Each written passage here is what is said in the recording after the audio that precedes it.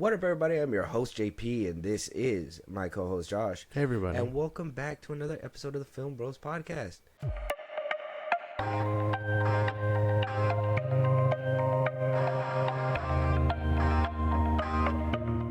All right, Josh, we back with it with another live stream. Shout out to those that come in through to the live stream. Shout out to those that didn't and listen after the fact. If you guys aren't coming to the live stream, you guys need to show up at the live stream on Twitch. FilmBros podcast. Josh has FilmBros podcast for all of our socials. So anything you guys want to talk about, anything you guys want to, comment on, say, whatever, blah, blah, blah, blah. Socials are there for you guys to do that. Make sure you tune into our live streams. We do it every Saturday. So, for those that are listening after the fact, but just, so we can all have the conversation, especially like a conversation like today. Josh, it's going to be a lot of stuff. Things happened over the weekend or over the week. It's been a long week. No, it has been a long week. So one thing that was a bombshell on the whole superhero genre, on the whole movie theater, movie box office, everything, it feels like this one movie is gonna make or break superhero films. Okay. So a lot of people are keeping an eye on it. Now, don't get me wrong, we still have Marvel's Fantastic Four that's gonna be coming out that people are looking forward to. Hopefully Thunderbolts changes a new leaf. With Marvel being at an all-time low, DC never really having a chance to run, and the rest of cinematic universes that want to be, kind of spread out there. We had the Dark Universe over there, Universal dropped. Didn't work. I think Sonic right now is trying to do like a Sega thing right now. Oh yeah. Who knows if that's gonna happen? But I think even like Nintendo, they want to put their hands in the cookie jar and hopefully get a cinematic universe. Sony just unalived their cinematic universe. Apparently so, yeah. Yeah, so there's a lot of cinematic universes that just never had a chance, but somebody that decided, what's up, the Monsterverse? Yes, the Monsterverse, the Dark Universe. On top? That's crazy. Is it the Monsterverse or the Dark Universe? Yeah, no. I think it was the Dark Universe. Didn't they change it? They changed it when they were putting it up at Universal, right? Oh, yeah, and they called it the Dark Universe. Something like that. Yeah. That's when, like, Johnny Depp came out, and it was like, the Invisible Mummy, Man, the Mummy, all that stuff, and we just got none of it. No. They took a picture, and we got none of it. Yeah, so. Hold on, let me clear my throat real quick. Josh, like I said, monumental time. Monumental. Superman trailer dropped this week. We couldn't hold it in to give you guys the first view, but we're gonna watch both of them right now. We're gonna watch the teaser trailer that dropped, and we're gonna watch the official trailer. Okay. I know you probably were the reason why it hit and made James Gunn jump for joy, talking about 250 million views on a YouTube video.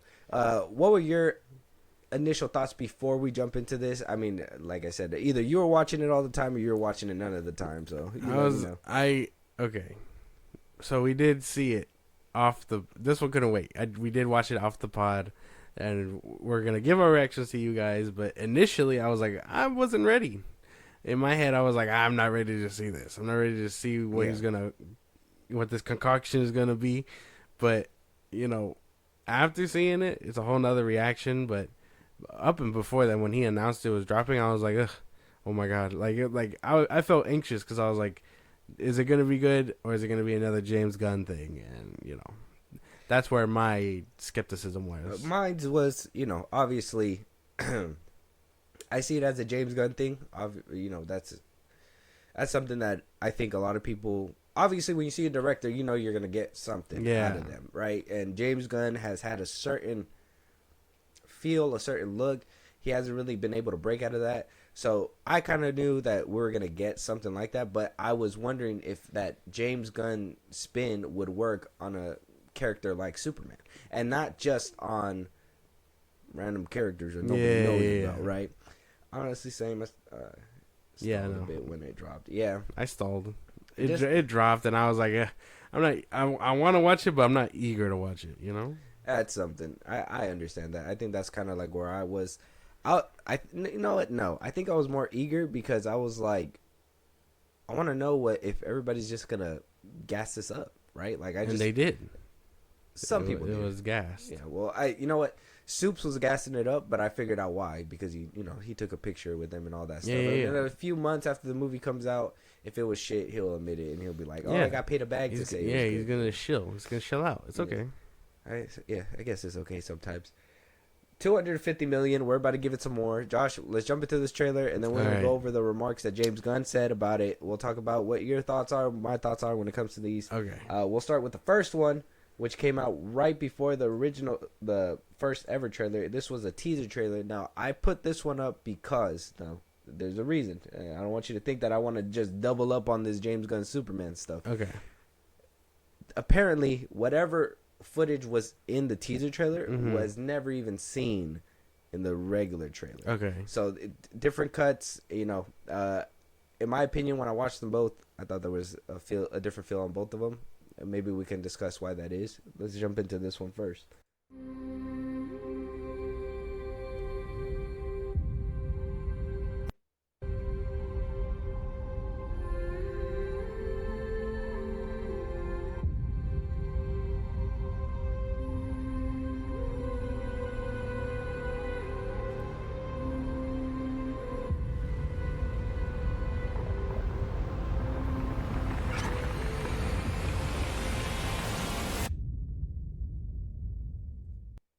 So that was a teaser. Yeah, that was the teaser that dropped on Wednesday. Now, my initial thoughts when I seen this one, I was just like, okay, this is first things first. This right here, this automatically just shows me James Gunn. That whole I don't know, this camera, the way that it works. I mean, it's not desaturated. It's not like how people were like Zack Snyder's is like this or whatever, right?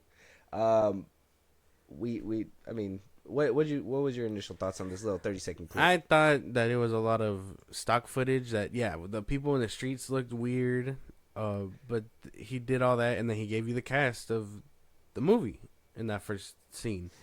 So all the extras looked like they were just took pictured on his iPhone. That's why. So that's why it looks like stock footage. It looks like he was like, "Oh, this isn't even in the movie. We're just gonna film this to get the teaser, and that's it." So I don't even know if something like this is gonna be in the movie, but I was like, the teaser trailer looked kind of weird, just because of all the people. I did like the theme song though. Oh, the little the humming. Yeah, I like it. It kind of set the tone, but bit. then it's kind of like you have that nice music on. You're trying to set the tone for your lady, but then it's a rhinoceros.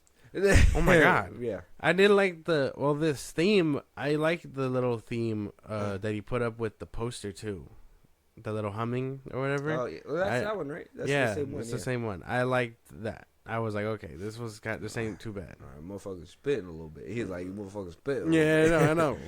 He spitted just a little bit. Yeah. So this one was kind of small. This one wasn't really too much. I kind of figured,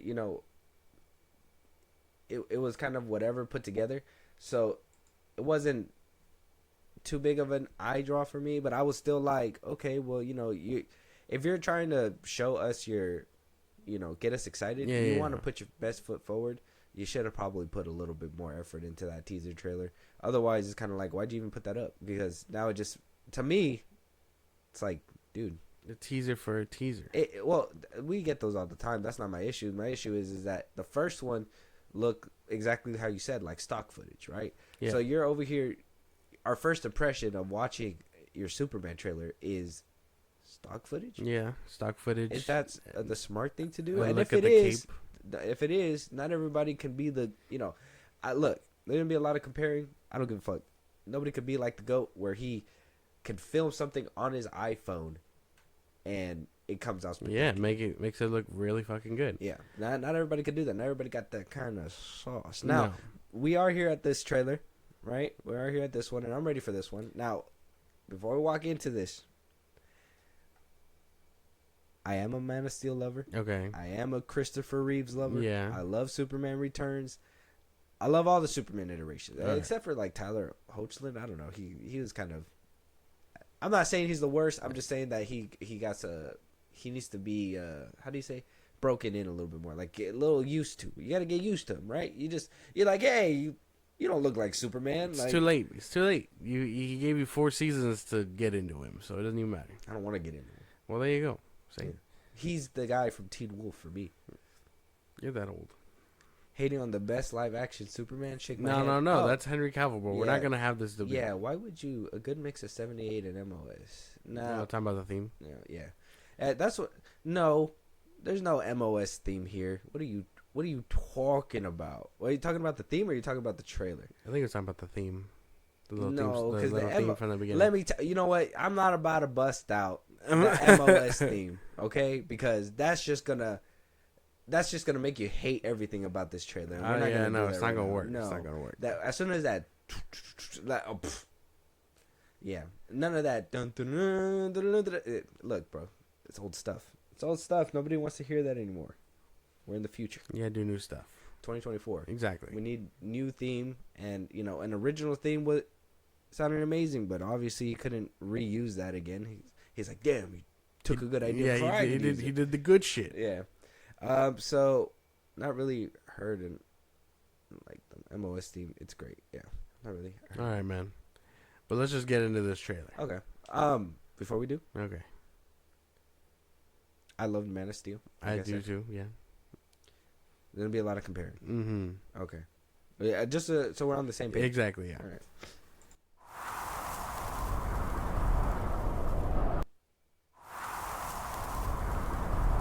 I'm glad the video did that because off rip, this snowy tundra or whatever the fuck, it just looks weird. All right, whatever.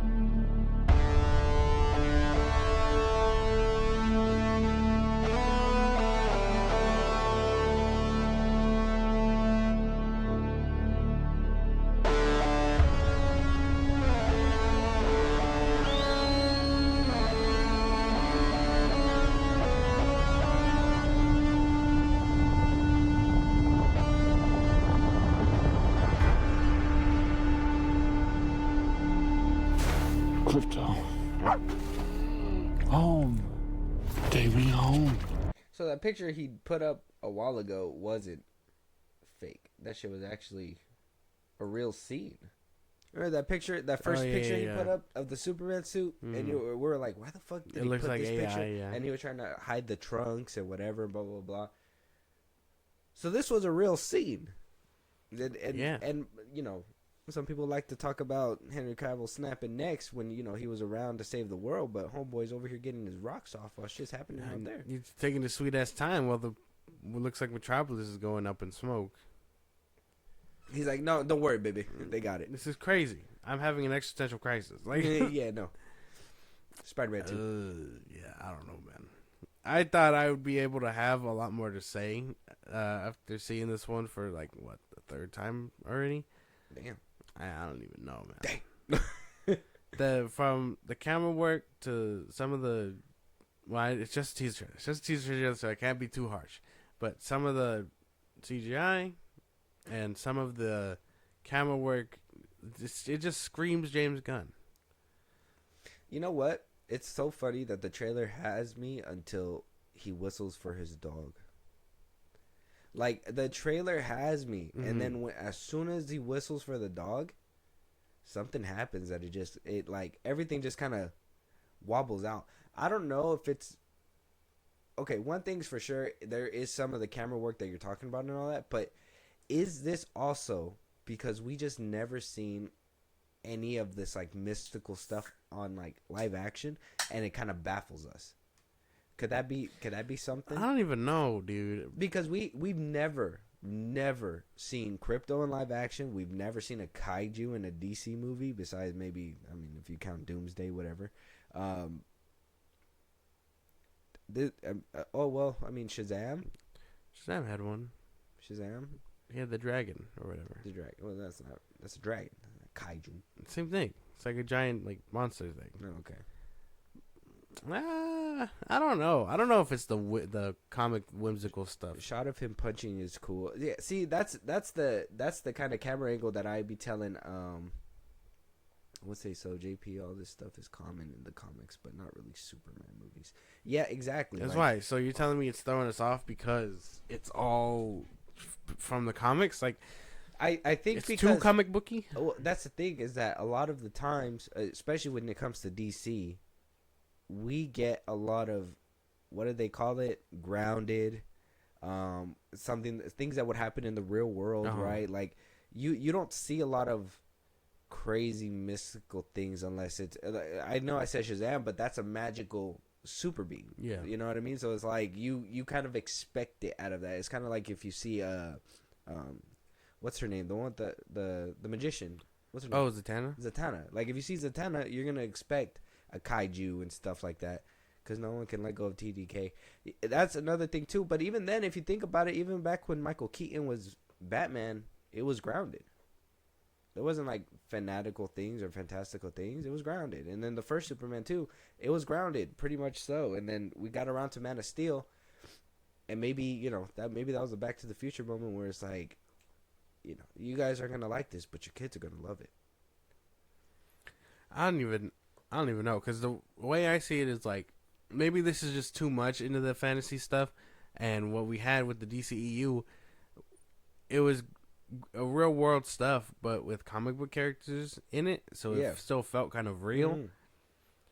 This one just feels way too off. That's what I'm saying. I think you need your dog to fucking save you, bro. Go away, man. Go away. My Superman beats up a general on his first day of Superman. Oh, my God, man. He saves the city. He fights Doomsday. He dies. Oh, but he snaps a neck. Snap Crypto. No, I was kidding. No. Yeah, no. I think instead of picking himself up and, flying home, he's like, Crypto, save me. Like, I don't know. People are hyping up Crypto. He didn't say save me. You're taking him out of context. He says take me home. Yeah, get him out of here, bro. You were able to fly all the way out here. You couldn't fly a little more. Yeah, that's something that for me kind of shows like a weak, vulnerable Superman, and I don't know if that's what he's trying to go for. Seeing him in this pose, the Yamcha pose. Yeah, whatever pose is called, I don't give a fuck. This is a, oh, the bully punched me in my stomach, mommy help me pose. Like, you couldn't even have fallen on your back, my G. Like, you couldn't have been laid out or something like that. Yeah, like lay down. He looks like he's had way too many sushi and just had a bad night. That's crazy. Yeah. I don't know. It doesn't look good. It doesn't look good. And I think the suit, I was expecting it to look so much better in this movie, and seeing it out, Yamcha. Yeah, Yamcha. He said Yamcha. Yeah, seeing like the suit and the trailer and stuff, I'm not a fan. I'm not a fan of the suit. It's the ugliest superhero suit I've seen in live action. Like, ugliest. I was expecting it to look a little better, like in the movie, and it's not doing any justice. I don't like this. The Clark Kent hair. I don't like that. He's accurate because he stumbles and falls and shit, whatever that means. This is an ugly fucking suit. This is an ugly fucking suit. Yeah. I don't understand who said yes to this. Who approved it? It's an ugly fucking suit. I don't care. Yeah, I don't even know. And David was the one that apparently wanted the trunks.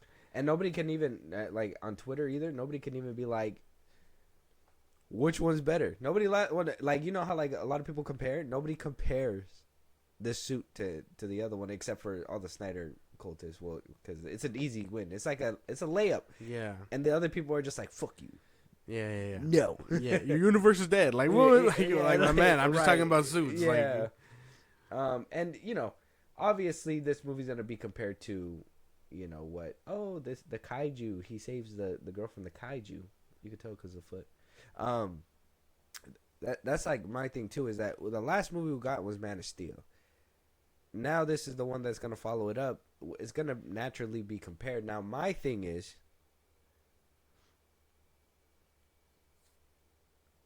it fair? Yeah, I'm pretty sure it is. They'll want to compare it to that one, but they won't compare it to like Reeves or anything like that. See, you're like, oh yeah, this shot is so cool. But then you think, oh yeah, I got this shot back in Guardians of the Galaxy, right? The trilogy or whatever, the third one. My boy, why are you winding back to break glass? I don't understand. It's just glass. Like, can't you just finger touch it and it would have broke? It would have broke. I don't know. Exactly. I don't know, man. I don't know. I mean, they're both Superman movies. Yes, they're both Superman movies, but here's this one. A lot of people say Man of Steel is not the Superman. Mm-hmm. Like that. Apparently, Henry Cavill's Superman isn't the Superman in the comic books. Apparently. So a lot of people like to dismiss that one and say, well, you know, Snyder put him on this Superman, and nobody's gonna know what real Superman is, and comic book Superman, and blah, blah, blah. And my thing is, if this is what we get in a comic book Superman, I'd rather have Man of Steel. I'd rather have Man of Steel. But then I sound biased. We sound biased. That's what I'm saying, right? So is it because we watched Man of Steel? We're being biased. Our standards are just different, basically. You got to think Superman like Man of Steel. I mean, like I said, I like Brandon Routh's Superman too. I mean, even though he's supposed to be Christopher Reeve's Superman. This gives me Superman Returns vibes. Oh, you're just gonna. It doesn't help because even like Superman Returns had like comic book like vibes like that. Another thing, we got to be listening to Grace Randolph a little bit more because she was the one who was talking about that whole like Middle East subplot. Yeah. And James Gunn was like, "Oh no, we got rid of that. We got rid of that. What the fuck is this?" I don't know what that could be. A lot of people were theorizing that maybe it's that made up fucking country in Creature Commandos. I don't know. Oh, could be. Who knows? It may be Borlovia, whatever the fuck it's called. Bologna. I don't know. Bologna. I don't know what I can't remember. I can't remember what it's called. You got Stag Industries. You got Green Lantern. Guy Gardner. You got Hawk Girl. Which Nathan Fillion is Guy Gardner. I know he's ugly, and I know that that's the point because you know the bowl cut and stuff. But I don't think I'd want it any other way. You know, that's the one thing I'm satisfied by. I'm like, all right, if you're gonna do it accurately, yeah, he's gonna look a little funky. You know, Mr. Terrific. This shot is very reminiscent of the Flash. It gives me the Flash vibes. Yeah, I don't know, man. I don't know. The sand looks a little bit real though. A little bit more real than the other one. The other one just felt like green screen. At least you could see like actual sand on the floor. Yeah. Yeah, I don't know. This movie has a lot to do for me, at least, because my standards are somewhere else. I'm pretty sure it's gonna be look, Hot Girl. Terrible CGI Hot Girl. What do you mean terrible? Don't look bad. When you play it, she looks all rubbery. I think it's the camera angle. No. Oh, look, he about to get blasted with fire by a kaiju. Wow. In the middle of the city too. Why don't you tell him to stop and take him out of the city or something? Oh yeah. Why don't you tell him to? No, wait, kaiju. This isn't you. This isn't you. Smile a little bit. I haven't seen it since I was like 8 with MOS, so I wouldn't know, and I haven't seen Return, so I can't see it. I feel if they're adapting a character, then yes, they can be compared, even if they fail at things or succeed. Other like Spider-Man movies or Batman. Oh yeah, but I mean, can it be in the conversation if it's like? It's kind of like if I'm trying to think of like a mean deviation of like movies. Oh, yeah, I can't even think about it. I mean, RoboCop. the first RoboCop came out, right? And he was kind of like silver medal and all that stuff. And then the next one came out, and he was black and sleek and blah blah blah blah. Some people say that's not the real RoboCop because the real RoboCop looks gray, clunky, kind of like the old days. But this is a modern time, so they gave him a modern edge. And they're not gonna. I mean, I don't know if RoboCop's a comic book. I don't think he is, but so it's probably like a weird comparison still. Yeah. But like, that's what I mean is that some people that say the new RoboCop has nothing to do with the old RoboCop, and if you watch that one, it has nothing to do with over here. Yeah. And I get it; their backstories are different and all that stuff. So maybe that's where things kind of change for them, but it's still like like if it's too far, people won't accept it.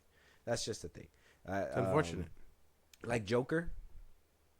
I mean, they accept him, but they know he's not gonna ever be part of any like DC universe or anything like that. They know that he's solo or whatever, blah blah blah. Maybe because it was expressively told to people. Yeah. But also, I'm pretty sure they would have written him off, kind of like they did with Jared Leto's Joker. I'm pretty sure. Right? Like they're just too different, and because they're too different, they're kind of cast to the side. Even though they were kind of comic accurate too. Jared Leto's at least. Yeah. I don't know about Joaquin's, but I don't know, man. The Superman trailer. It's we've been here for like 30 minutes. The hype isn't real. Is 250 million views apparently across all platforms. I don't even know who watching it that hard, bro. It's not that good. This trailer doesn't even measure up half the time. Maybe they just want to see a kaiju blasting at Superman. Pause. Destroying the city and everything. Look, man. We're not gonna do this right now. We're not doing the whole snapping necks. Not here, no, I guess not. Now, one last thing, and maybe we could get some input from Nerdman too, is that why is there not a Superman title card at the end of this trailer? Yeah, it's black. This is the end of the trailer right here. There should be a Superman title card where like a Superman logo shows, and then Superman or something. 2025, something. But nothing here. Why is that? I don't know. It just goes straight to. Check it out.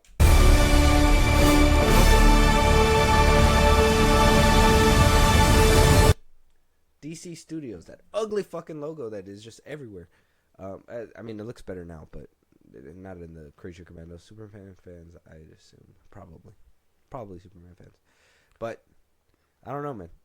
Why is there no Superman title card? Why don't we see a Superman title card? I don't know. It's weird that it didn't have one, but the fat DC logo on it means like, hey, we are putting out something else. So I don't know what it could be. He had all his fucking work on there though. He was like from the Guardians and then from Suicide Squad. Like he had a lot of his stuff on there, but really, no Superman logo. He's really like stroking it, huh? Yeah, just all over our face. Now he's like, Merc, look at your Mr. Terrific now. And you're just like, fuck. He really did it. He did it. I mean, I'm pretty sure people know it's Superman with them constantly saying it. Yeah, but you need a title card. Yeah, like, I don't want to be that guy. I don't want to be that guy, but you go to, we'll go to YouTube right now. Not even going to play the whole thing. But by the end Superman logo, Man of Steel. You know what you're going to go watch. Superman logo, Man of Steel. Yeah. Superman logo, Superman. Whatever you're going to do, whatever, blah, blah, blah, blah. Superman logo, you need it. You need something to have, like, so, like, to let just people to know tell the audience what the movie's going to be called and, what they're going to look forward to. I'm not cultured in teasers and normal trailers, but is that something they do in full trailers? They do it in all trailers. In all trailers. Even in the ones that literally, like the weird phenomenon where it's like, oh, the Superman trailer starts now. Like that. Like, they started doing that, too. Oh, yeah, where they do, like, clips of the trailer, and then they do Superman trailer starts now, and then go to the next all thing. These modern marketing for movies has been like, oh, the trailer for this movie starts now, and then at the end, they still tell you the name of the movie. Mm-hmm. Also, that small part of the score was good with MOS. Yeah. The whole fucking movie's a fucking masterpiece. You need to watch it again, goddammit. Yeah, I'm just saying. I'm just saying. You want to see a. Man, just play the whole thing, goddamn it. Just play the whole thing. You want to see a snowy tundra, bro? But in time, they will join you in the sun. That's fucking Superman. Yeah, bro. That's fucking Superman. That's fucking Superman. Crazy, man. It's crazy. I'll continue my Superman binge binge. after the holidays. You gotta do it now. You gotta do it now. You gotta do it now. Yeah, no. Look. Hype level. In time, you will help them accomplish wonders. Creamed. Anyways, Hype level. Did this trailer move you in any direction? did it move me? Yeah, it moved me to a different YouTube channel. No, Move me to the better trailer. It didn't do anything for me. I think, like I said, I like the guitar riffs of the original Superman theme in the beginning. I like it up until the point where he whistles for Crypto. Yeah. Even though I still kind of feel like, you know, he looks like he got a tummy ache in the snow. Damn. And it's like, dude, it's not Superman. It's not Superman. Doesn't And I feel like it to me. understand that Superman is supposed to have some kind of like, not insecurity, I would call it, but kind of like uncertainty to himself, where he's like, Yeah. you know, am I doing things right? You know, sometimes he's gonna get his ass beat because he doesn't feel like it shouldn't be like Mark Grayson from Invincible, where he's like not strong enough. It's just like he holds back, and and he got to know how much he needs to push and whatever, blah blah blah. Like Superman is that guy, and to see him first things first trailer off rip, beaten, bloodied, and bruised, and not even willing to put up a fight, really? This whole trailer looked like he was getting his ass kicked. Yeah. It looked like he was down on his luck. And don't get me wrong, maybe that's what he's trying to hype up. Oh, the triumphantness that he's gonna, power through all this shit. He's gonna fucking blast through a kaiju. He's gonna do all kinds of shit. Okay, sure. What you showed us in the trailer is that he gets his ass whooped, and then Clois and him are fucking. We get it. Okay. The fundamentals of Superman. Yeah, yeah, right. You get Clois and a dog shit suit, I guess. I don't know. Dog shit suit. Maybe his Martha made it for him. I don't That's know. messed up. Probably. Yeah. We saw good clips of what Paul Kent would look like. I could see Gunn trying with people still say Superman is bored and overpowered. Even if he is. Which, I mean, I never thought Superman was a boring or overpowered character to begin with. Well, it's kind of like that. The same thing with Captain Marvel. The only thing is that they kind of go a little bit harder on Captain Marvel because she's a girl. But it's like when you have all the powers and nothing really hurts you. It's hard to make an intriguing character that's relatable. I think I seen somebody say like, "Oh, MOS it was shit because Superman wasn't relatable." Like, why couldn't we have seen him like shaving his beard with lasers or something? It's like, you do that? That's relatable to you? well, You do that shit? I guess doing like relatable hygiene stuff in his own unique Superman way. That's okay. Well, I don't want to see that. Same way I don't want to see Aquaman do his laundry. I don't want to see that. What made Man of Steel Clark like relatable was that like he had eternal struggle. Mm-hmm. Like, should he be the symbol, or should he be? Is the world gonna turn on him like his father thought? Whatever. He had eternal struggle, and we saw that. The first Man of Steel had Kevin Costner in it. This Superman Costnerless. Yeah. This Superman. How is he gonna even have the right head on his shoulders without Kevin Costner there leading? This Superman has a lot of weight, has a lot to do to win me over. And without Gerard Butler guiding over. No, that's not. No, No, it's not it. no, It's not it. Who no, is it? That's Russell Crowe. Okay, it's Russell Crowe. Yeah. Don't do this to me again. With that being said, though, check out the trailer. Superman's out right now, and we are still skeptical on it. 1 to 10 hype level. If I've been in the middle, Like 4. I'm like, let's say it's 3. All right.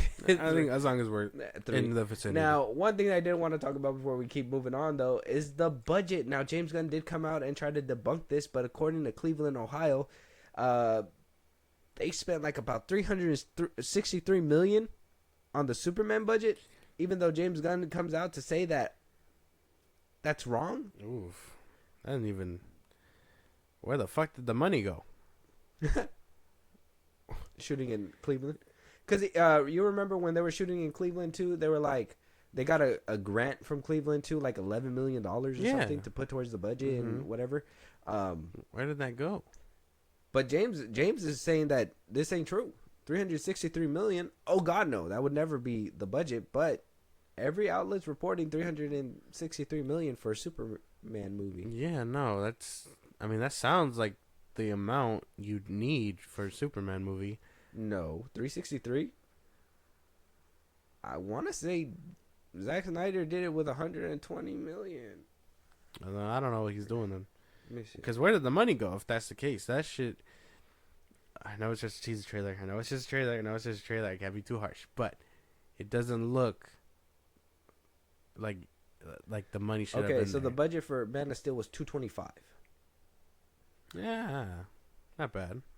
225. 225 million. Mm, That's way 363 is a lot. That's yeah, That's Fast X with reshoots. That's The Flash with reshoots. that's crazy. Yeah, I don't know then. Where'd the money go? Money laundering scheme.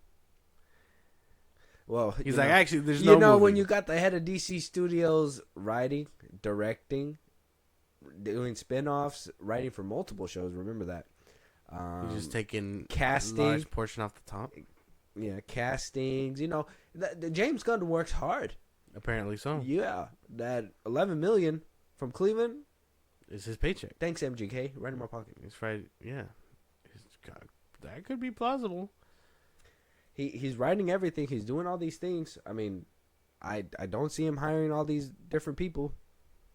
Yeah. And let's just say we didn't exactly get an A-list cast in that fucking trailer either. They couldn't afford it. I mean, the most person, I guess the person that you've seen the most was Jimmy Olsen.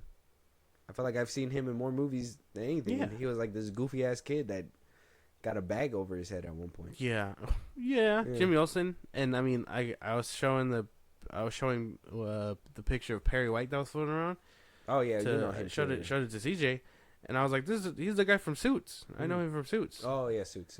What about I was gonna ask you if you recognized Corn Sweat from anywhere. No. You never watched The Greatest Hits? No. I've only seen him in Twisters. Oh. You know what? I had people saying that a lot of people can't think of him as this nice guy Superman because they saw him in Twisters, and he was just an asshole, like CEO person. Whatever. He was meant to be. Yeah, he was meant to be an asshole. He Yeah. was kind of racist too. That's besides the point. I mean, racist Superman. He's all American. Like, hey, I'm an alien. I'm but- American. I'm an American alien. You gotta go back to where you came from. Yeah. Sorry, illegals. Yeah, no. He's just like, ugh. He's protecting the borders. He's one of the good ones. Superman's like, remove the wall. I don't need it. Yeah. Oh my god. But yeah, I don't know. I am the wall. That's crazy. I don't know though. I don't know where the budget could have went. Yeah. I hope it's still in production and the next time we see a trailer, it looks a lot better than what we got. So it says Genesis, according to the application from Ohio Motion Picture Tax Credit Program, has a $363 million budget. It's slated to receive an $11 million tax credit from the state. The application states that the 25% of the film was shot in Cincinnati and Cleveland. More than 3,200 Ohio residents are projected to be hired. Okay, so maybe not 363. He's probably like, no, it'd never be 363 because they gave him a tax credit of $11 million from the state. So what's 363 minus 11? That's like what, 349 or something? Something like that. 348. Oh, you actually want me to do? Okay. Yeah, do the math, bro. All right. Quick math. Oh, yeah. Hold up. What is it? 363 minus 11. Minus 11. It's like 352, 352. So the budget was 352 million. more or less. So he's like not 363 million, 352 million. Actually, we lost out on $11 million. Mm. Where did it go? No. Well, if it's a tax credit, that means that all the money went into the production except for the 11 million. That's being covered by Cleveland, by their tax program.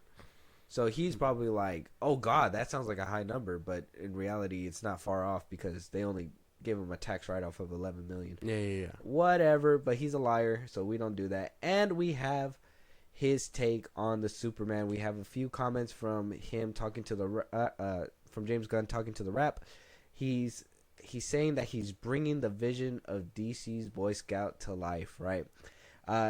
He was asked by the Wrap if the story solely focuses on Superman's story, and if it's bogged down due to universe building, where James Gunn says 0, right? 0. He says, I mean, maybe 2 little things, 2 moments, but basically if there's something there just to set something up, fuck it. Such a great interview, what do you call it? Talk? Fuck it, you know? Yeah. Like, hey, fuck it, man, you know?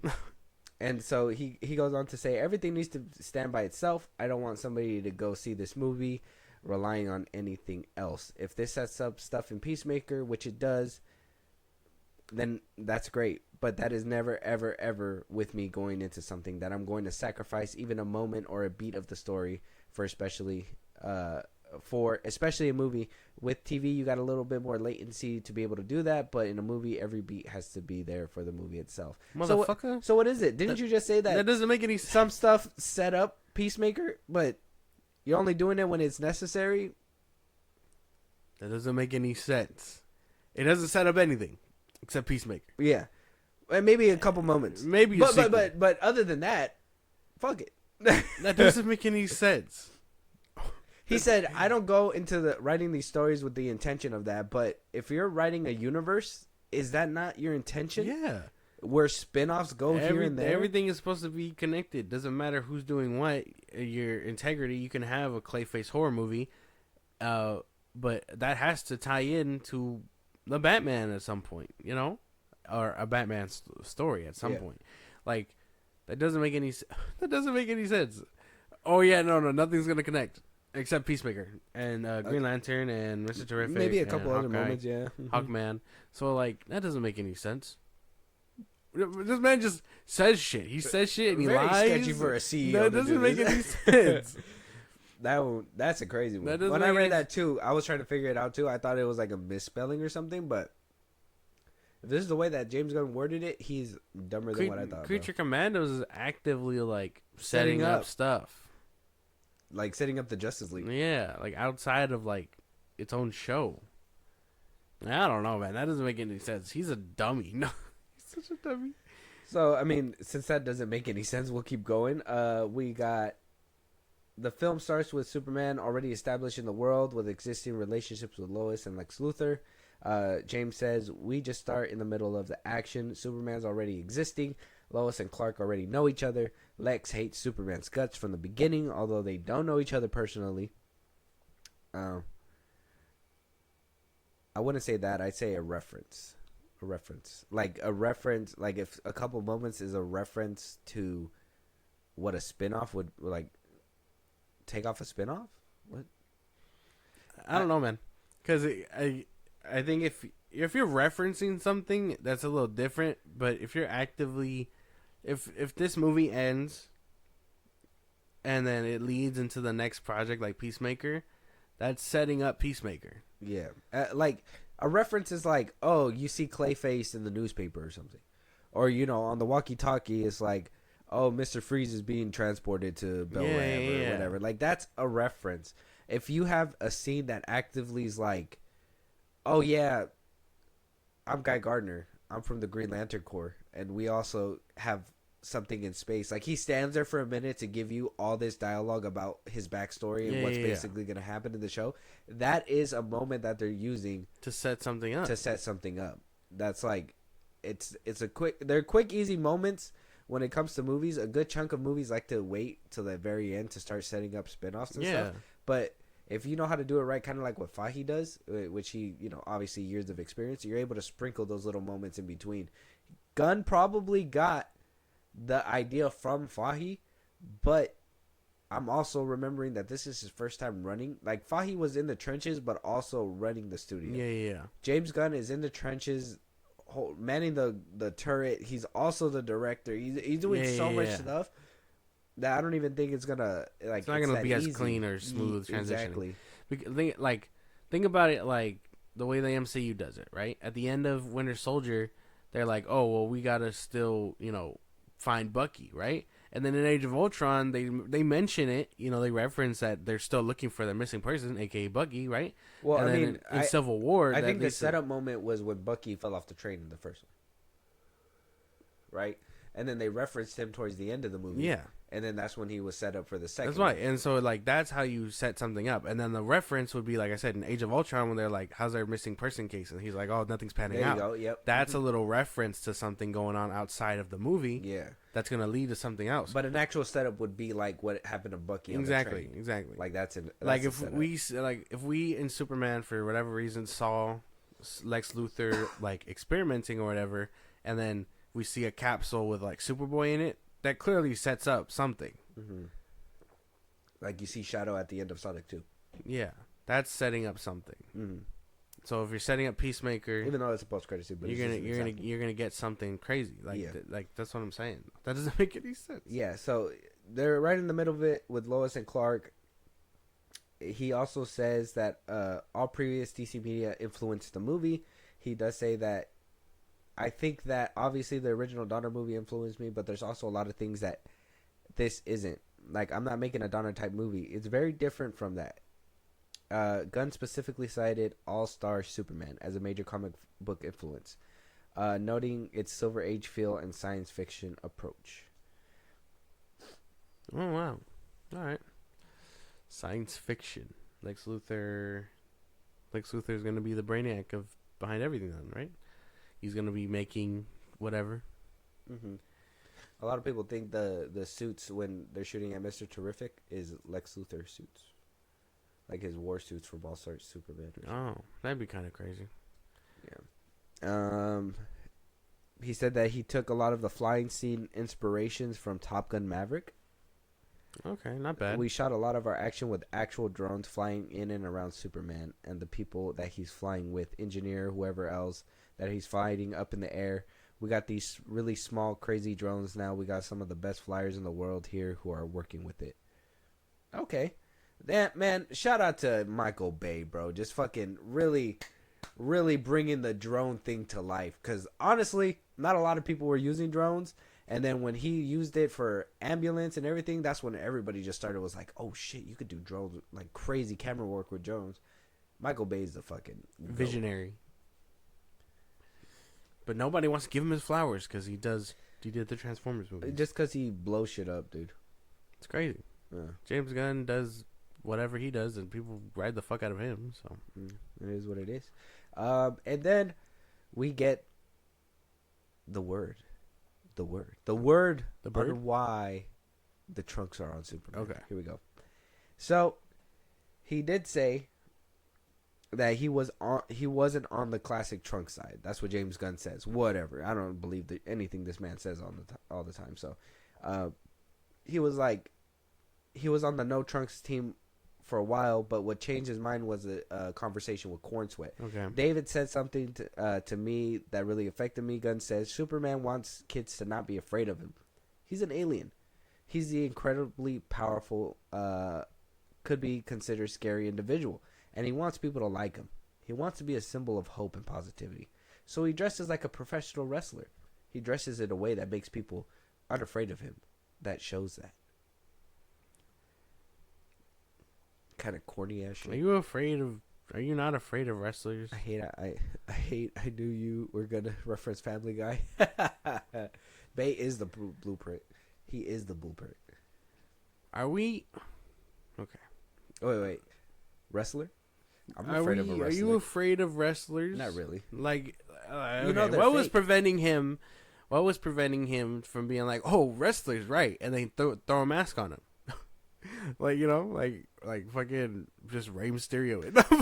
James Gunn's like, you're onto something. Yeah, put a mask on. Yeah, puts him in a basically what Spider-Man looks like. It's a nanotech mask. I don't know, man. That's a little crazy. You could have done without the trunks, bro. There's no way a kid's gonna see your trunks and be like, "Holy shit, I am less afraid than you, man that shoots laser from eyes." Man that just took on a kaiju. Like, holy damn, thank you. You are terrifying. Like, yeah. Like, I mean, I thought the point was that I'd be like, dog, are you wearing underwear outside your pants? Yeah, I'd be like, my man, just throw me back in the fire. So you know how to fight people, but you don't know how to put your underwears on? You'd be the least trustworthy motherfucker. Yeah. I would not trust you with this. Chonies go inside the pants. Exactly, There's man. children around. Exactly. Fucking, you're wearing your panties on the outside. I don't know, man. That doesn't make any sense to me. Do you think by the end of this movie we're getting a suit change? I would hope. That'd be like the dream. Lord, please, if you hear us. That'd be the dream. Funny how Zach wanted the trunks originally and Gunn didn't originally. Because a visionary tries to mimic what, happened, and he was like, nah, I'm going to try to do this, but looking at something like this, you just can't take him seriously. He's not badass. Yeah. Right? You can use it in concept. Every Superman from its conception has worn trunks. Yeah. He's a comic character that's been wearing trunks. Yeah. forever. So, like, I'm sure when Zach was like, all right, let's try and do it, and it just didn't work out, he was like, all right, let's scrap the trunks. Character. Yeah. He was like, well, let's fucking scrap them then. We don't need them. And then he did. And then actively every suit post, like, that movie, almost every Superman in every iteration had no trunks. I mean, even Tyler Hoechlin's Superman didn't have trunks. Oh, he doesn't? No. Oh, yeah, there you go. So, like, he actively chose to make that happen. I mean, my favorite suit from the comics is the Rebirth one because he doesn't have trunks there either. Yeah. Like, I can't take him seriously. It's an outdated look. I think trunks on Superman is an outdated look. Same thing goes with, like, hearing the original theme. It's like, no, we gotta innovate and make new things and take these concepts and elevate them, not try and do what we had already. He said not New 52 and some of the Rebirth. That would work if the suit didn't look leathery, didn't have the collar, and didn't have the underwear. There was just a lot of mistakes he made. I think it would look cool without the underwear. Like, it would have been a badass suit without the underwear. Exactly. I don't know. I'm hoping we get a wardrobe change. He has trunks in the flashback scenes of New 52 and Rebirth. Oh no, he's talking about for Superman and Lois. Oh, okay. We only see him wear trunks like once. Oh, when he does that little car scene. Yeah, the car likes thing. to Yeah, which is like a callback to the original suit. It is like, all right, that's paying homage. Yeah, that's kind of like a little nod, which is nice. Yeah, But and then eventually his suit, he doesn't have them anymore. yeah. Yeah, I don't know. That's different though. But that's what I mean. And so for James Gunn to be like, consider it, and then David be like, well, hold up now. Where it puts his underwear on the outside, people won't be afraid of him. That sounds like an actor that doesn't know what the fuck he's talking about. That doesn't make any sense to me. I would have been like, hey man, just read the lines, goddammit. Let me worry about this. Exactly. I would have been like, hey, corn sweat, baby. You don't know nothing. Like, hey man, you may be Superman, but you need to chill the fuck out. Like, I don't know, man. I mean, that's a dumb decision. I would say Henry Cavill looked badass, and I still felt like, like he was heroic, like he was there to embrace you, like he looked friendly. Exactly. He just looks too friendly. He doesn't look mean. Cornsword doesn't look. That's mean. why that was my thing, because it's like, okay, I guess you're appealing to the children and stuff, and it's like, what bad guys are gonna take you seriously, Oh, there's a whole episode where Lois and him fall in love, and that suit is like 90% of the episode. Yeah, but it's one episode out of like 4 seasons. They're not gonna put him in trunks. He's not gonna be in trunks, bro. He's not gonna be in trunks the whole time. I'm and then I'm pretty sure too, Cornsword's gonna be in trunks this movie, but he'll be out of them in like a couple of movies. This is gonna be like his first suit or whatever, and Gunn is gonna evolve out of the trunks. I sure fucking hope so. I hope so. Like, as a filmmaker, that'd be like that would be showing growth and evolution. Yeah, but we'll see. I'm hoping he grows out of it though. I mean, it's to be expected. Gunn did say he surrounds himself with people who will talk it out. Yeah, I don't know. I'm hoping the trunks look goes away. Sometimes you just gotta be like, listen, baby, you haven't been to Hollywood too long. You don't know. Yeah, that's just how it is. But it is what it is. Let us know what you guys think about Gunn's description of Superman. He's gonna be around. All right, he's gonna be kicking. He's gonna been with Lois for a while. He has his homies at the. I wonder if they know his secret identity or not. Didn't they? I'm pretty sure. They saw them hugging and flying at one point, but I don't know if that's like later on in the movie. He kind of like lets them know. But I don't know. I don't know.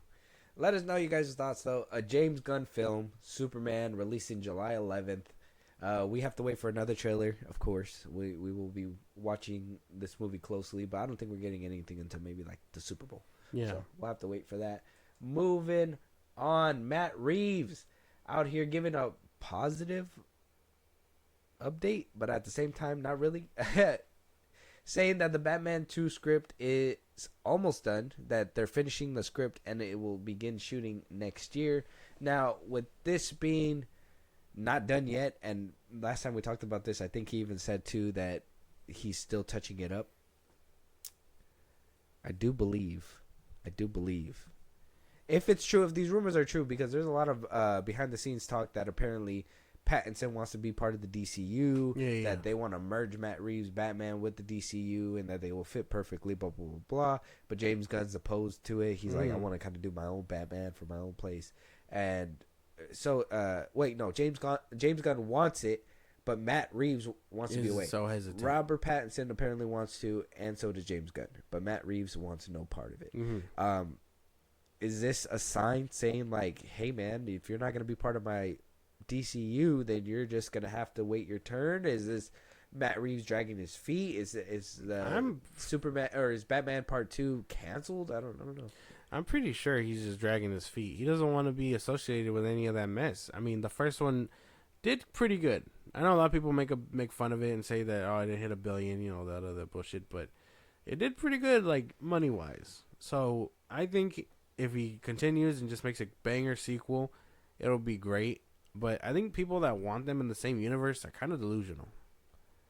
Like, I don't understand why they want it like that, but yeah, no, it doesn't work out for me. I don't see that happening. Maybe Matt Reeves and him just can't see eye to eye, so that's why the script is taking so long? I don't know. But why would, if it's an Elseworlds story, why would you block, if you're all for creative freedom, like he said before, right? Why would you block another creator's... He probably doesn't want to have to make a whole nother Batman movie. He's like, oh, your universe is pretty okay, people like it, let's just incorporate it into the DCU and we cut out the middleman. And it's like, nah, I think James Gunn just doesn't want to make a Batman movie. But you already announced it that Matt Reeves' Batman will be an Elseworlds film. So it's like, why would you backtrack that again? I don't know. Maybe somewhere in the script, he's just like, oh, the Flash fucked up the multiverse, and now he's part of the thing. He's over here just writing his next movie. He's just like, Nirvana would be good right about here. Yeah. Basically, yeah. Something in the way. James Gunn is crazy, bro. I'm pretty sure. I hope that the sequel ends up being good. Because I know James said he hasn't seen any of the script or whatever. And then, yeah, they're supposed to shoot next year at some point. I don't know. Seems like a mess right now. They can't seem to agree on anything. It's odd. It's odd behavior, really, for DC CEO and for Matt It's Reeves. odd behavior from DC and Warner Brothers that executives behind the scenes cannot come to an understanding and figure out the best way forward for certain characters. Yeah. Wow, what a fucking conundrum over there they have. It's like they've never had this issue at all. Don't speak to me like this. Since back in 2014, 2015, 2016. Jesus, like my bad. Don't you speak to me like that. I'll just say it's not like they've never had this issue. It's not like a fire broke out in their lot not too long ago and shit like that. That's crazy. Yeah, this is exactly what I expect, but I didn't think that adding James Gunn to the mix was going to become another, like, tug of war. I thought it was, I thought getting leadership and becoming, like, DC Studios was supposed to be the end-all, be-all to that, right? Where, like, there's one head and he makes all the decisions, but then you give him that position and no power over the man that you hired before. Yeah. So now James Gunn is like, well, I want him in my DCU, and Matt Reeves is like, fuck you, pay me. Yeah. And James Don't you touch my toys, goddamn. Yeah, James Gunn is like, I don't have the money right now. $363 just went into Superman. $363 disappeared. Wink, wink. No, $1 million, about like $200 million went into the Superman movie. yeah. What happened to the other 160? 163 million? Who knows? Yeah. Who knows? Grant covered 11 of it. So. Oh yeah, barely so. Man. I don't know, but yeah, I don't think so, man. I don't know. Do you want them in the same universe? Can you see that happening? I mean, I could see it happening because they look like, a good contrast of each other. One's like super dark, one's super bright. So I mean, I can see it if they can do a mixture well, but I would want to see a whole new Batman. I didn't like Robert Pattinson's Batman. Yeah, that's just my thing. I just didn't enjoy him as Batman. I would want Matt Reeves to do the Brave and the Bold at least. I want a bulky Batman. I want a Ben Affleck Batman. Yeah. Or like if you want to go bulky but not Ben Affleck, maybe a little bit younger. Fucking what's it? Oh well, you got to get a little bit older because of Damien, huh? Yeah. Trying to think who. The Rock. Just Jesus. kidding. Let me tell you something, Bane, you candy ass. Drink some Terramana, Yeah. you bitch. Oh my god. That's what The Rock says. The Rock is crazy. Yeah. The Rock is gonna put the pain on you. Yeah. Whatever he says. I don't know. I don't watch wrestling. Candy ass. Yeah, Be candy ass. yeah. I don't know, man. I don't know. I don't Imagine agree him with go this up whole against thing. Hugo Strange. He's like punching Hugo. He's like, take that, Hugo. Yeah. Oh my god. It's a bald head. You guys are a bunch of cue balls. All look the same. God damn it. So Anyone bad. ever notice how the Batman and the Rock also share a tattoo like this? Like that's crazy shit. Oh, like that one big ass tattoo he has. Yeah. Like when did they make him Hawaiian? Why does Batman smell like baby oil? That's crazy. Oh. Imagine getting your ass beat and it just smells like baby oil. Yeah. That's insane. Is this a man. Diddy party? No, No. my bad. Sorry, too far. Anyways, Crazy. yeah, Batman 2. Potentially in the works. Maybe? I don't know. It just doesn't sound like it's happening. No. It doesn't. I want to be optimistic about it. It just doesn't sound like it's happening at all. Yeah, no. Like, they keep pushing it back. And I don't know if James Gunn even has the power to be like, push it back until, like, It phases out. yeah, until, like, it falls off. Because I would assume Matt Reeves would want his bag, right? People love the Penguin. People do love the I mean, Penguin. people They already did- doing you said season it- 2. You said it too. Batman didn't do too bad in the box office. I mean, I think it was almost at 800 million. Yeah. Not a billion, but 800 million is still pretty good for a Batman Exactly. movie, right?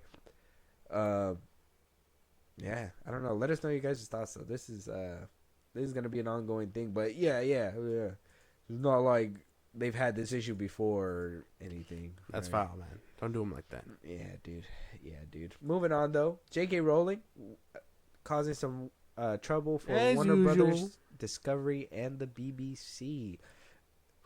God, the BBC is also upset. They are also another network company. Apparently, they are both working in close proximity of J.K. Rowling.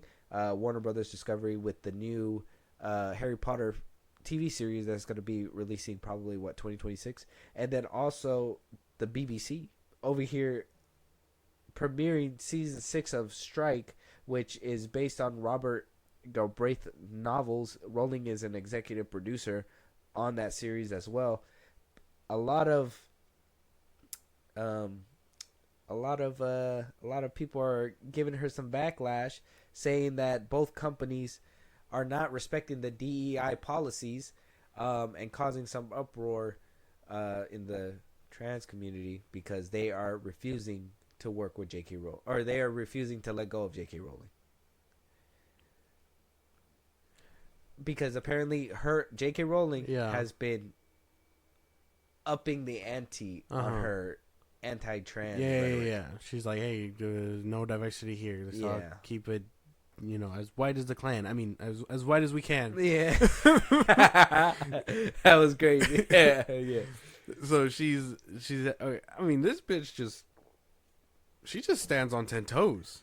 And she don't give a fuck. She don't give a fuck. Like, you gotta kind of respect that. The company's like, Rowling, please just stop. And JK's just like, you want No. Harry Potter or not? Bro? Yeah, bro. Like, just not. And Warner Brothers like, damn, I guess we do want Harry Potter though. You keep dangling that keys in front of us, goddammit. Like, DC's fucking shambles. They're over here like, this is a cash cow right now. I know. Damn. They can't let her go. No. And I mean, if she's contractually obligated to be there and all that stuff, they can't get rid of her. Yeah. They're just going to have to live without that viewership. I mean, maybe the BBC could have gotten rid of her. I mean, she doesn't necessarily need to be an executive producer for that one, but they still have her. Why? Because she probably does good work. She sells. I mean, 6 seasons. If she's been a producer for all 5 seasons, her name probably was drawing some kind of attention that made people come and watch. Exactly. So I don't know. But she stands on 10 toes. She don't give a fuck. She does not give a fuck. You can't even be mad that she stands on 10 toes. So this could potentially lead to lawsuits. Do you think it's warranted? Yeah, I mean, probably not. Okay, probably if they're very upset about losing that viewership. I mean, I guess we don't have the numbers, so we don't really know how much they lost. But I'm pretty sure they haven't lost anything because they haven't let her go. I don't think it matters. I think if J.K. Rowling was so dangerous to the company to the point where they were losing money, it'd be different. They'd get rid of her in a heartbeat. Yeah. But because they're not, Some they're people not going to just don't care about her. But here's my thing too: is like, okay, you're getting mad about these DEI policies or whatever that the BBC and Warner Brothers isn't respecting. But having these 2 shows on air makes jobs for people. Yeah. Like don't get me wrong, like you're getting all these things still. The only thing is that you're not getting certain policies fulfilled. Mm-hmm. What kind of what is DEI? You just have to have an inclusion kind of thing, like when it comes you to gotta have films and stuff. Yeah, you gotta have a certain amount of.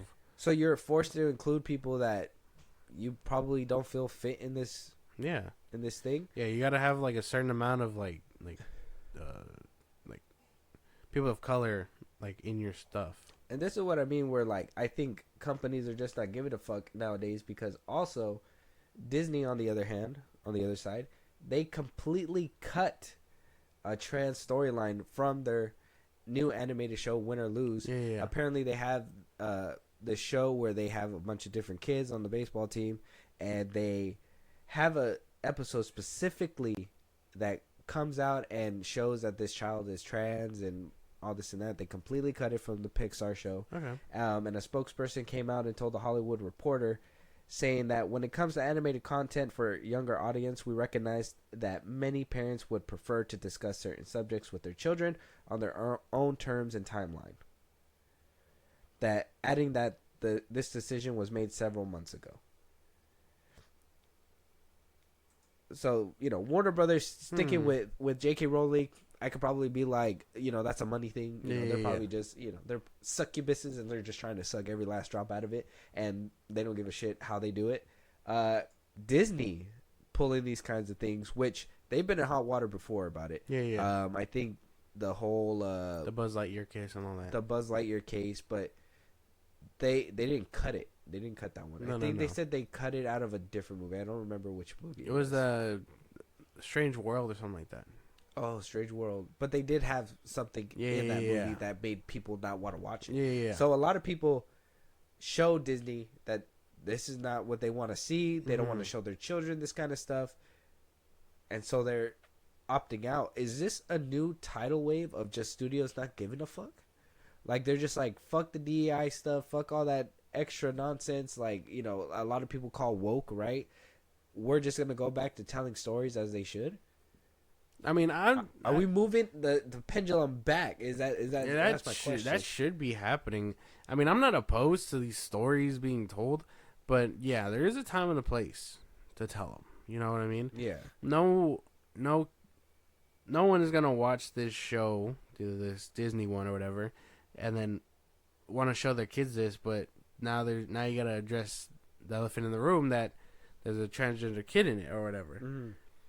Some parents just don't want to show their kids that at a young age or whatever, and then have that uncomfortable conversation. Yeah. So I included. There's a time and a place. So I think being upset about it isn't. I guess it's warranted, but at the same time, you got to understand that it's more about your audience and not just you. If that makes any sense. The audience. Yeah. Which I understand that there is, people could be like, well, there's trans in the audience. And yeah, there is. But there's more. That's like non. statistically, right? Like, Yeah. I don't know, like 1 in every 10, something like that. Exactly. It's a minority. It's Yeah. not. Though they do try to cater. They do their best. I personally don't like when a lot of these movies, obviously, TV shows, Marvel's been a part of that product where they put things for the sake of inclusion and not really for the sake of the story. Yeah, so yeah. it's been hurting on all fronts. So I think Disney's recognized that. I think they, Warner Brothers over there has realized that, even, or maybe Warner Brothers. I feel like Warner Brothers is in a different boat where they're just like money. Like, they're just like, hey man, there's money there. We're not letting. She hasn't hurt us financially. There's no reason to cut ties. Because the video game, there was a transgender person in there, and they didn't have an issue with that. Or J.K. Rowling couldn't stop it. Yeah, it was a video game company, so that was something that they put in there. Yeah. So it's happened in the wizarding world. It's just not on stuff that J.K. Rowling's a part of. Yeah. So. Yeah. See, so I mean, you can have it in certain areas. It's just you got to know who you're catering to. Yeah. Exactly. And a Disney movie like this or whatever isn't going to cater to that audience. But let us know what you guys think. Warner Brothers is standing with J.K. Rowling. Disney cutting these kinds of things. It's not a surprise, but they're more standing on 10 toes. The spokesperson coming out and being dead ass about it and just saying, not beating around the bush. Yeah. Like, that's what I feel like a lot of people would do before, was beat around the bush. This one just felt straight to the point. Some parents don't want to see that shit for their kids. Yeah. Some and parents, that's, I would prefer, like, you have to prefer that kind of honesty and bluntness. Yeah. And then, over, like, some half-ass, like, oh, well, you didn't test well or whatever. We put it in there because of, this and that, or, we didn't because of this and that. Yeah. Like, we don't know. Just be honest. People don't want to see that shit. Exactly. Right? Unfortunately. But, it's something that, like, us as a society accept it, but we don't want it to seep into every part of our lives. Yeah. Right? That's just how life works. Moving on, though, Scream 7 coming through with baffling casting. Okay. Crazy casting. We're getting to it. So we obviously have the two what were like the final girls of the last Scream movies, Melissa Barrera and Jenna Ortega. They're gone. Yeah. They're no longer around. Melissa Barrera, well, we all know what happened to her. She spoke out and she got silenced, unfortunately. It happens. We're trying to free her, right? Yeah, free her. And then Jenna Ortega, well, after the SAG strike, I did tell you, she was going to basically be a free agent. Melissa Barrera probably not coming back, probably made her walk away too, and she was like, there's bigger and better things. She came out of Beetlejuice, whatever, blah, blah, blah, Yeah. She made a lot of movies. So they're both gone. We did hear that Sydney is getting a big payout, so she's going to be getting her money's worth. Neve Campbell. Gail Weathers, Courtney Cox's character, will be returning for Scream 7. We got a few new cast members that are going to be coming in as well. But the one that has everybody baffled now is Chad's return. Mason Gooding is coming back to reprise his role as Chad. Now, it makes a lot of questions because we haven't heard his sister sign up, which would be Misty, right? Misty and or Mindy. Her name was Mindy, played by Jasmine Savoy Brown. We haven't heard that she signed on yet, but we did hear that he has no Melissa Barrera, no Jenna Ortega. But he made it. We're getting Neve back. Courtney Cox is coming back. R.P. David. And, so, like, what's going on with this casting? Why is he returning and not the original people? He's probably going to be killer. After what happened to him? He's like, I got stabbed so many times. I want to do it with someone else. Yeah. It should have been you. No, yeah, I'm pretty sure he's going to be the killer. I don't know, though. I did hear a lot of the castings were happening. I think the dude from Gen V also got casted. He'll be a killer for sure. Yeah, he looks like a killer. Yeah. I don't know what they're thinking. I think they're trying to get as many people back as possible to try and save this movie, but I think you fucked up by letting Melissa and Jenna Ortega go. So they were the faces of the franchise. Exactly. for 2 movies. They fucked up and let them go. They were good. They were so good. Now there is rumors that this movie is also going to have a time jump. Ooh, that's not good either. Yeah. I don't know. I like the plot line with It's the core 4. with Melissa and Skeet's character. I wonder what they're going to say. They're like, they're dead. yeah, That they didn't make it. They're dead. they got caught. Yeah, basically. But they got him. No. Yeah, they got. Who got him? Her dad didn't wake her up. She was sleeping. Yeah, I don't know. This whole casting news is kind of strange to me, I think. Yeah, because you don't know where the movie's going to be going. Yeah. Christopher Landon is not directing anymore. It's a whole new They director. fumbled him. He didn't want to work because Melissa Barrera. Yeah, It's like, fumbled. I mean, and I understand. I mean, you don't have the people that you were working with and, the cohesive story. Exactly. A lot of these movies, when they're, ripped apart and not connected, they get trashed because there's no real connection between them besides whatever contrived thing that they used. Right? So it's like, It's not going to work out. I think this movie might tank. why do you say these things? Because it's... Why do you question me like that? Because it's Scream 7. Yeah. Yeah. And they're getting rid of the best people. Shut your mouth. They got rid of the best people. What? Chad's coming back. My man, he should have died in the last one. He You did. saw how many stabs he That's got? what I'm saying. Gangster enough to come back. They shanked him like Courtney Cox is 10 coming back. times. She was gangster. Getting killed by one Ghostface is insane, but getting repeatedly stabbed by 2 of them, that's even worse. Yeah. But Courtney Cox is coming back. She didn't even... And she dumped the clip. She didn't even get killed, yeah. Yeah, so she's I good. wonder if she's going to die in this one. Yeah. Probably not, but yeah. Badass. Yeah. What about you say Sydney? nothing about her? Sydney. Okay, well, I think She's going to have a kid now. I think she was done. Her Already. her kid is probably going to... Wasn't she pushing a kid in like Scream 6 or something? Yeah, she should have... That's probably what the time jump's going to be. She's going to have a little teenager now. Mm.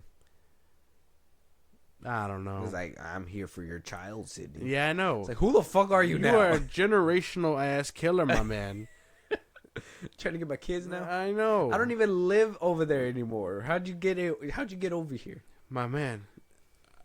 I thought I was rid of you after the 3rd one. What happened? First, my niece.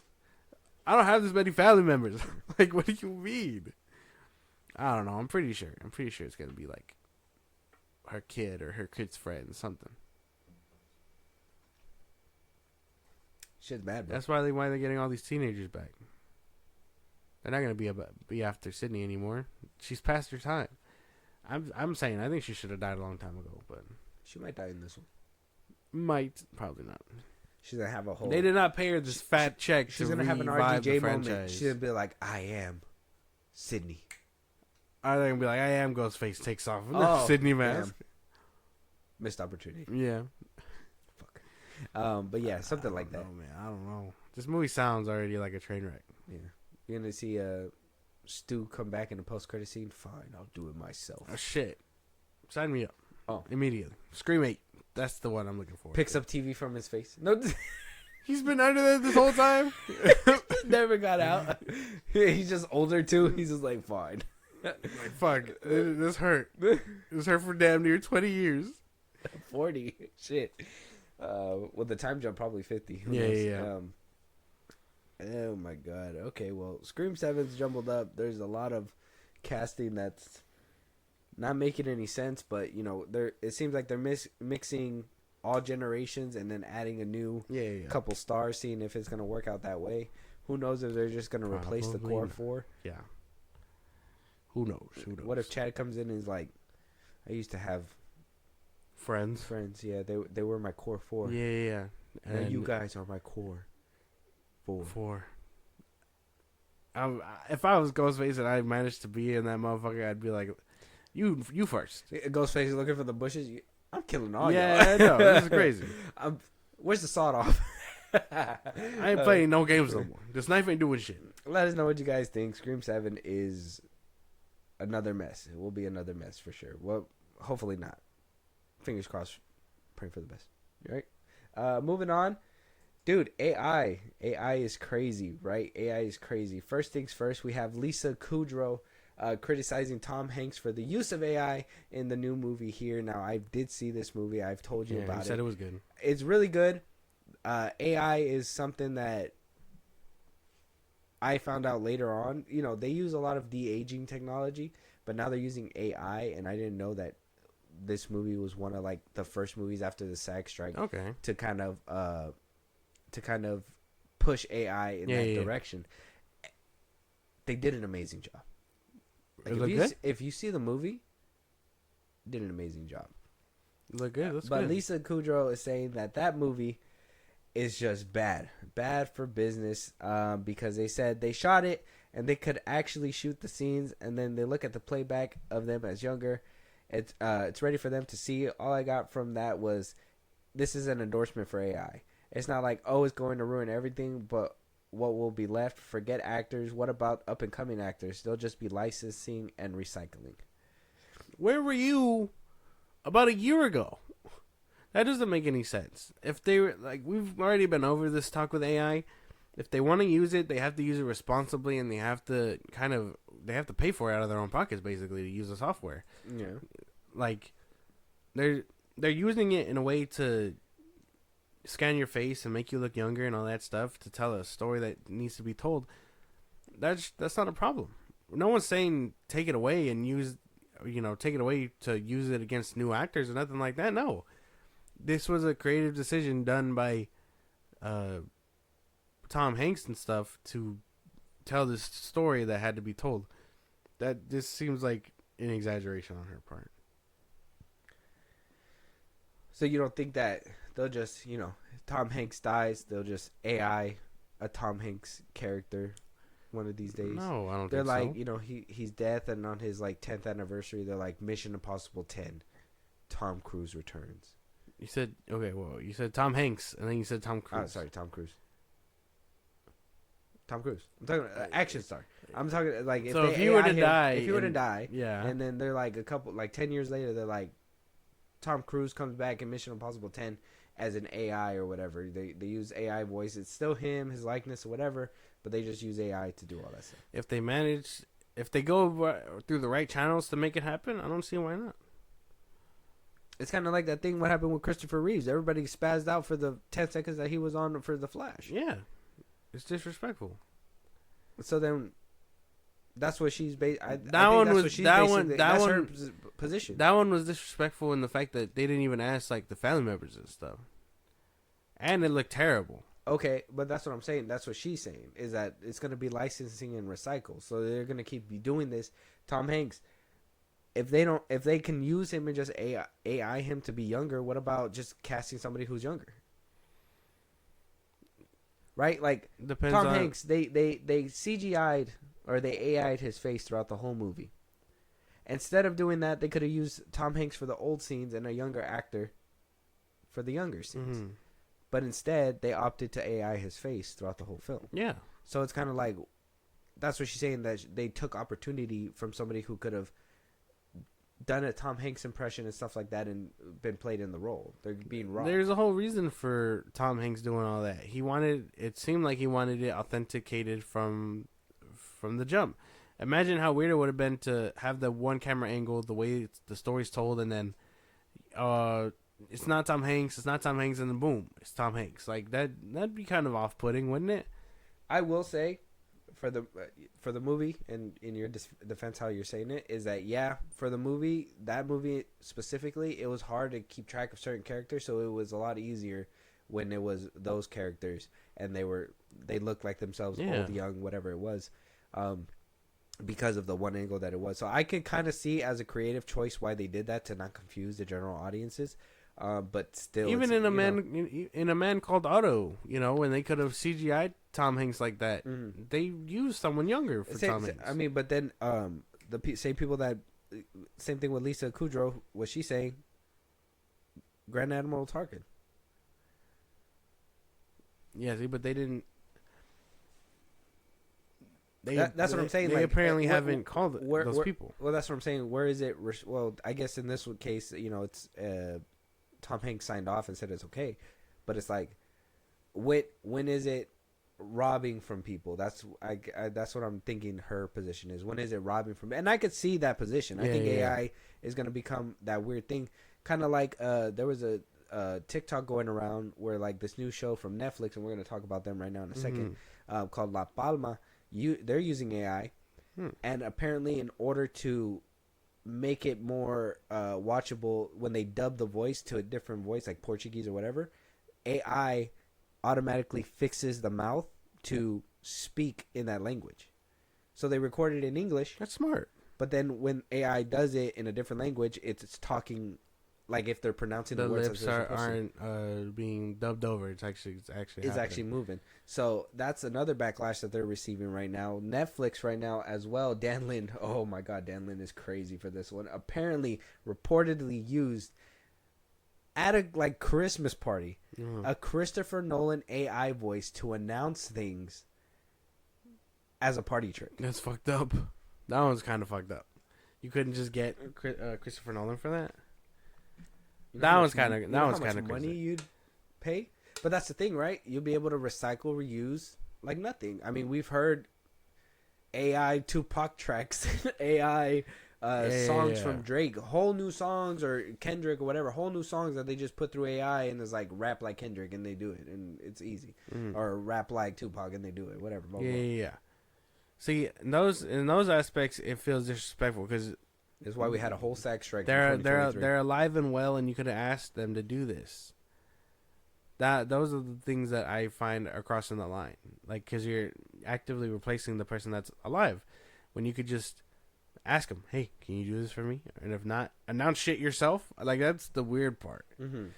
Like Christopher Reeves, it was disrespectful and it looked ugly. Like I wouldn't want, my dad, the most famous Superman actor to do it. Gerard Butler. Look that way. No. Just kidding. Look that way and, just butcher him with AI. Like, I wouldn't want that. I'd want it respectfully done. Those are the differences and the lines. And for Lisa Kudrow to be like, oh, well, you're missing out on opportunities for younger actors to do the job and stuff. And it's like, well, it depends on the story. If you're recycling and reusing. Yeah. That's another thing. That's right. You're recycling somebody's voice. You're recycling somebody's face. You know what I mean? That's the position.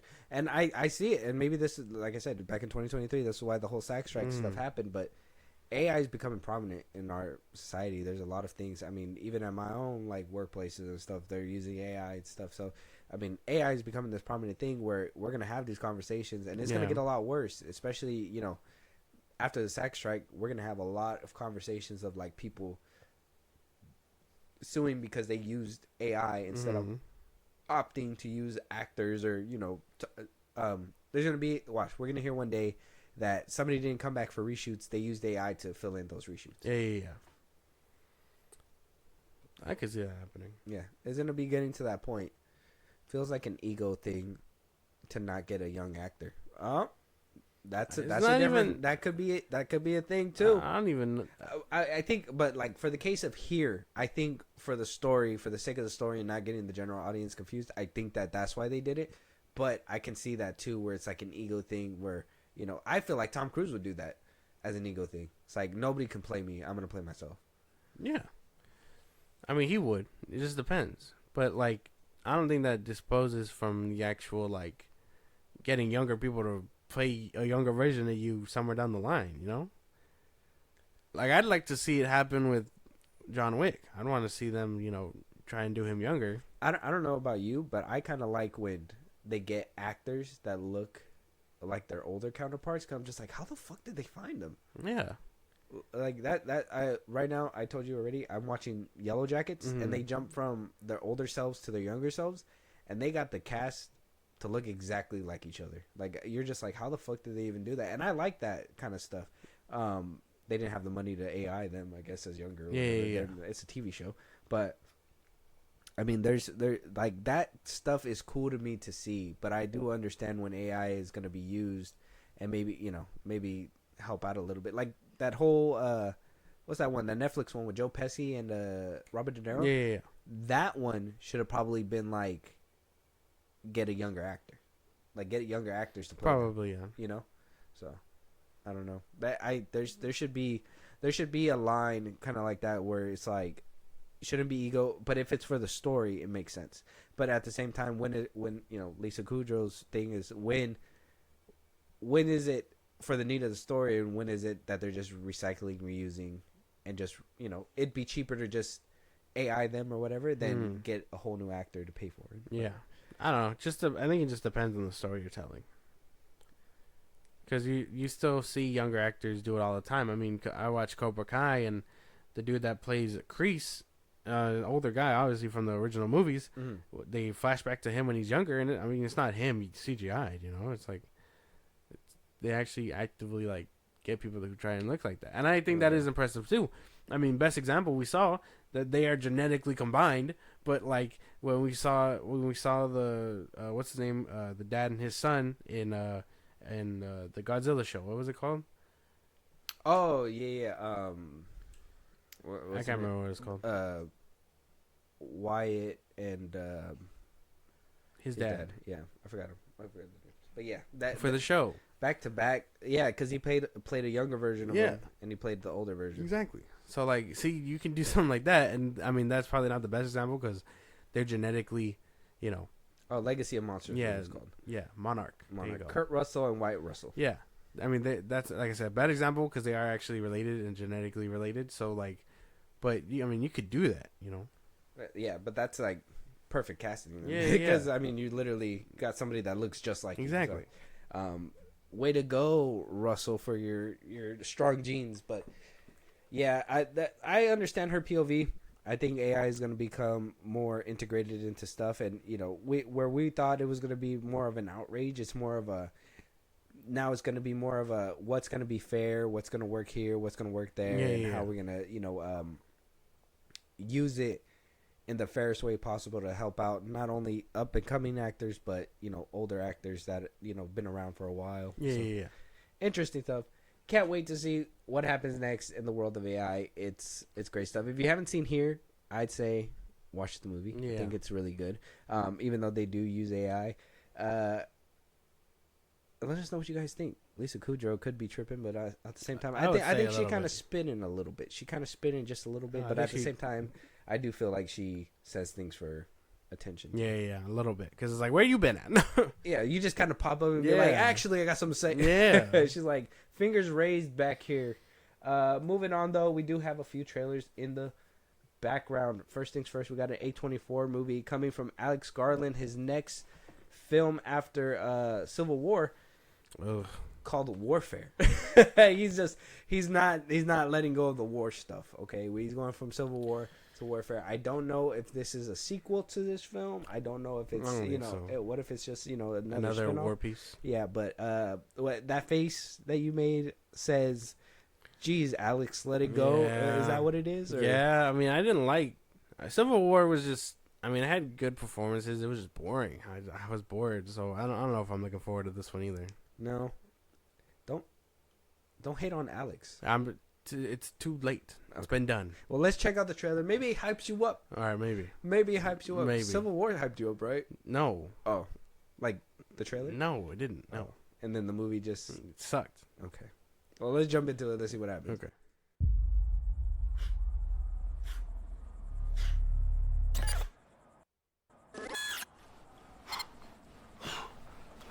How's it going? Going well. That's that new guy energy.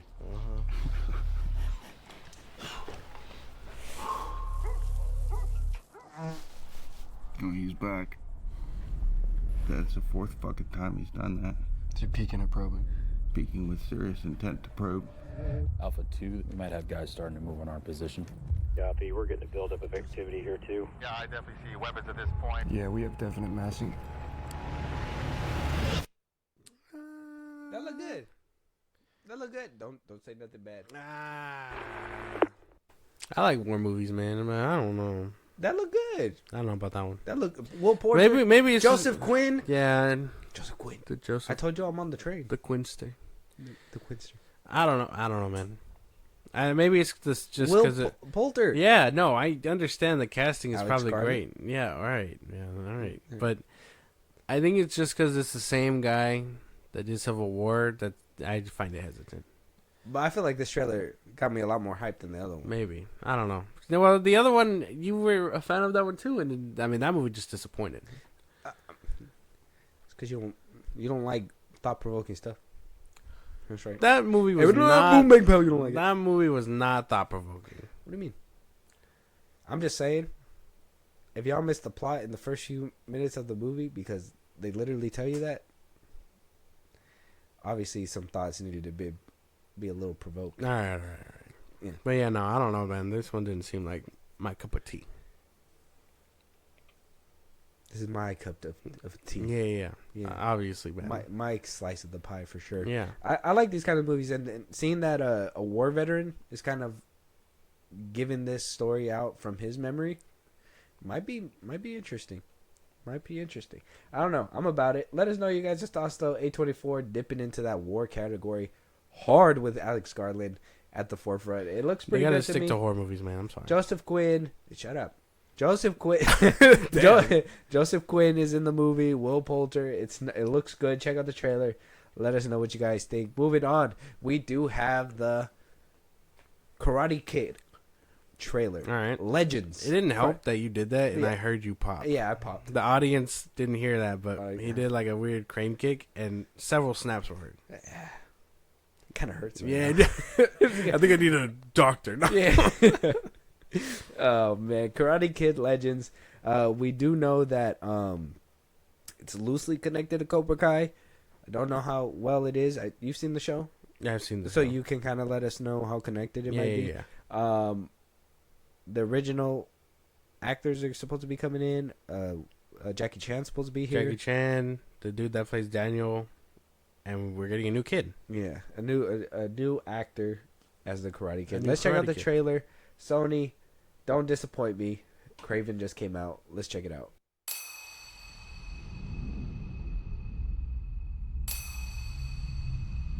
Our traditions are rooted in history.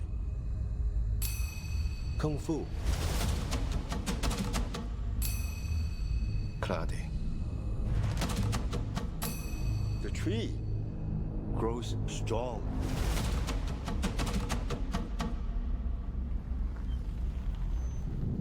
You knew Mr. Miyagi? I did not come looking for Sensei Miyagi. I came looking for you.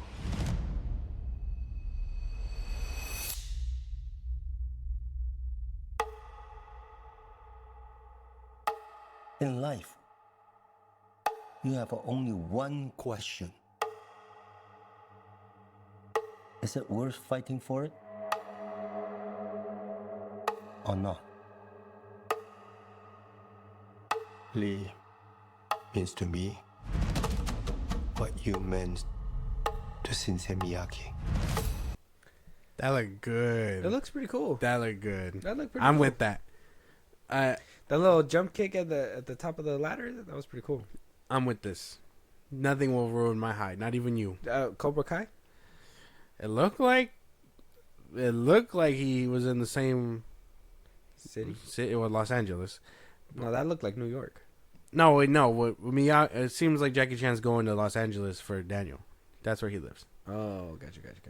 I mean, no mention. I mean, I hope this movie does well, because maybe we could get more people from the show and stuff from the originals back into the movies. I don't know, man. Unless we get a Jaden Smith cameo, I don't want to. Maybe that'd be kind of crazy. That would be crazy. But like, I mean, technically he's supposed to be. If this is after the okay, stay with my train of thought. I'm gonna rant a little bit because I've seen the show. Okay. And you don't care about spoilers? Nah. Slight spoilers for Cobra Kai. Bet. But if this is after Cobra Kai season, the last season coming up, that means he already trained everybody that needed to be trained. The tournament was won, and he's basically doing his own thing because it didn't seem like there were students there, that any of the students that he had there. It looked like he was kind of like just alone there in his little dojo. So I mean, maybe this could be after all of that. You know, his daughter's already in college or whatever and doesn't need him anymore. So maybe this is why he has the free time to go do that. Maybe the show never happened and he's just been a recluse ever since. That'd be kind of sad. You think so? That would be kind of sad, Yeah. and especially to like cut out everyone else, because like Yeah, imagine this kid going up against like. Okay, you haven't seen the show, but imagine him going up against the kid that did Blue Beetle, because he's in that show. Like, I don't know, the potential to see these fight scenes in a movie budget. Oh man, that's good, crazy. Cause I told you, Cobra Kai has good fights. They have like actually like But does really it cut good a lot fights because of TV? No, No? no. They actually have a lot of good fight scenes in there. Yeah. Because I like to watch Pretty like, well choreographed. I like to watch like the Jaden Smith Karate Kid because of the fight. Yeah. Like that, the fighting stuff is cool. So I'm hoping this one. It looked like it was cool. They didn't show too much of the fighting. They showed a little bit. Like it would have been cool if they would have showed kind of like a train scene. It looked like he was about to get. It seemed like he also opened up a school for like everything that he did after what Jaden Smith's character. Yeah. It seemed like he was teaching more students about the jacket off thing. The what? The jacket on and off thing. Wait a minute. You jack what on? Wait, whoa. Pause. No. What's going on here? But that's what it looked like, and I'm down for this. This looked really good. I can't wait. All right, check out the trailer, guys. Karate Kid Legends. Jackie Chan is returning. What was the other Ralph dude? Macchio. Ralph Macchio, and they're introducing Ben Wong as the new Karate Kid. It doesn't look too bad. Check out the trailer and let us know what you guys think. Will he be jacking it or not? That's crazy. Moving on, we have Death of a Unicorn starring Paul Rudd, Jenna Ortega, and Will Poulter yet again.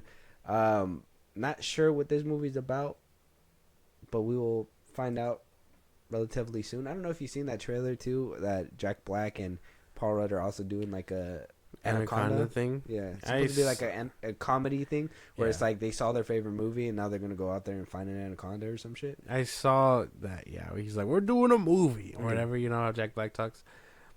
I have no expectations. Okay, well, I just thought it was funny because Paul Rudd's just doing like these little, what looks to me and like from the titles, just like little comedy passion projects to me. So okay. I don't know. Ridley, are you okay? It kind of felt like it was showing me something. I get this feeling I don't think we're supposed to be here.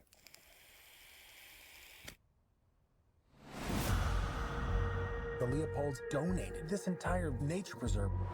And they care about a lot of things, not just pharmaceuticals. Fine. I will sit there and smile. Sorry, we're late. What happened? You walked from the airport or what? It's perfect timing. I need you to act like everything is fine. Is there something in your car? A lot of species in this area are rare. What exactly are we saying this is, though? I think we know exactly what it is. Horse-like mammalia. With some sort of protrusion or growth. It's a fucking unicorn. I like it. Doesn't look too bad. It looks fun. My thing is about these original movies, and this is, I think it's what hurts these original movies. It's the CGI. That's it. Like, these movies look like they would be fun and everything, but then you see little scenes like the car spinning out and it just stopping that way. The unicorn not looking so real. Like, it throws you off. It hurts. It hurts the movie A little bit. But And I do A24. I do enjoy these original movies though, because this is totally original. Yeah, A24 doesn't seem like they're too big on CGI either. So maybe that's why their problem is they just haven't perfected it, not working with it so much. Yeah, because they went from what, like Horror movies to like expanding. Yeah, so now yeah. that they're expanding, they need to know how much budget's gonna be, stuff like that. And this is kind of like the first trailer. It could get better as time goes on. But yeah, there's like Looks good. I mean, if it's from the minds of everything, everywhere, all at once, we're probably in for a trip. Yeah, they look good. Will Poulter coming back seemed funny. Yeah, maybe Adam Warlock put him on the right path. Who knows? Oh my gosh, man! I told you he was in the Bear, right? Oh, yeah, He's in the he Bear. did like a little cameo or something. Yeah. Maybe it's helping him out. Man. Yeah, maybe he's finally on the right path. This guy. Check out the trailer, Death of a Unicorn. It looks good. I'd give it a watch. Yeah, that's the best way to put that. With that being said, though, this is our last topic. Check out the trailer. Let us know your guys' thoughts. If there's any topics that we should be talking about, any movies you guys want us to review, you guys want to hear your voice one of these days, you guys want to have the conversation, Josh, let them know where they can talk to us and catch the live streams. Twitter, TikTok, Instagram at FilmBros Podcast. We post new episodes, or we can hit us up there for any news or movies you want us to cover. Buzzsprout links in the social I just gave you. It's like a Patreon. You subscribe to help the show grow. Greatly appreciate it. You can listen to us anywhere you get your podcast at FilmBros Podcast, Spotify, YouTube Music, Apple Podcasts. Wherever you get your podcast, go ahead and listen at FilmBros Podcast. You can be a part of the conversation. Twitch every Saturday at FilmBros Podcast. And when it's all said and done, subscribe to our YouTube at FilmBros Podcast. And we'll talk to you guys on the next one. Touch you guys later.